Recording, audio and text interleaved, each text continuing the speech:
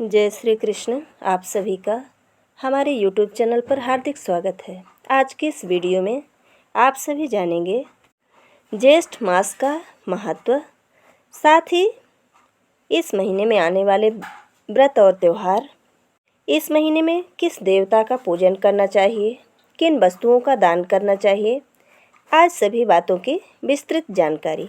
तो आप सभी वीडियो में अंतिम तक बने रहें। हिंदू पंचांग के अनुसार ज्येष्ठ मास हिंदू वर्ष का तीसरा माह है। हिंदी माह में हर माह की एक विशेषता रही है। सभी की कोई न कोई खासियत होती है। जीवन में आने वाले उतार चढ़ाव से ये सभी माह कोई न कोई महत्वपूर्ण भूमिका का निर्वाह करते हैं।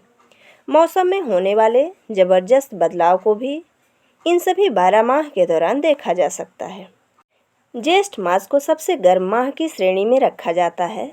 इसे सामान्य बोलचाल की भाषा में जेठ का महीना भी कहा जाता है, क्योंकि ये सबसे गर्म महीना होता है। इसी माह में सबसे अधिक ऐसी वस्तुओं के दान की बात कही जाती है जो ठंडक और छाया देने वाले होते हैं, जैसे कि छाता, पंखा, पानी इत्यादि वस्तुओं का दान देने की हमें बहुत आवश्यकता होती है।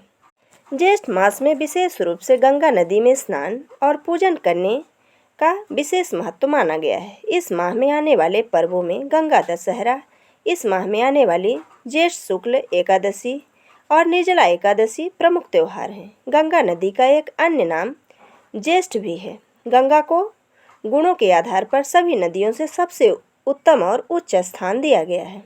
ज्येष्ठ मास के प्रमुख त्यौहार हैं गंगा दशहरा, निर्जला एकादशी, वट सावित्री व्रत, ज्येष्ठ पूर्णिमा, योगिनी एकादशी जैसे त्यौहार मनाए जाते हैं। इन त्योहारों का महत्व हमारे जीवन में एक नई चेतना और विकास देने वाला माना गया है। इस माह के दौरान तीर्थ स्थलों पर जाकर नदियों में स्नान करने और लोगों को ठंडा पानी इत्यादि बांटा जाता है। जगह जगह पर लोगों को पानी पिलाने के लिए मटकों इत्यादि की व्यवस्था की जाती है। इस माह के दौरान मौसम का प्रकोप इतना अधिक प्रचंड रहता है कि मनुष्य को क्या जीव जंतुओं को भी इस समय में गर्मी की अधिकता से व्याकुलता हो जाती है। ऐसे में इंसान को इस तपन को शांत करने के लिए पशु पक्षियों के लिए भी पानी इत्यादि की व्यवस्था की जाती है। लोग मीठा पानी इत्यादि चीज़ों को सभी में बांटते हैं। ज्येष्ठ माह में दान करने का खास महत्व है।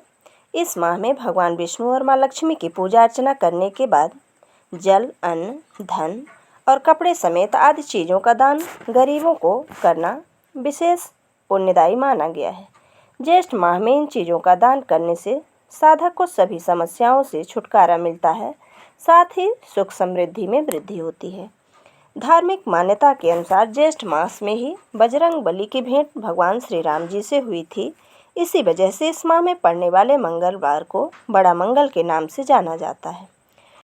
बड़ा मंगल के दिन हनुमान जी और राम जी की विशेष पूजा अर्चना करने का विधान है। ज्येष्ठ माह में सूर्य देवता को समर्पित माना जाता है। इस माह में जूते चप्पल का दान करने से सूर्यदेव प्रसन्न होते हैं और व्यक्ति के जीवन में सकारात्मक ऊर्जा आती है। साथ ही जूते चप्पल का संबंध शनिदेव से भी माना गया है।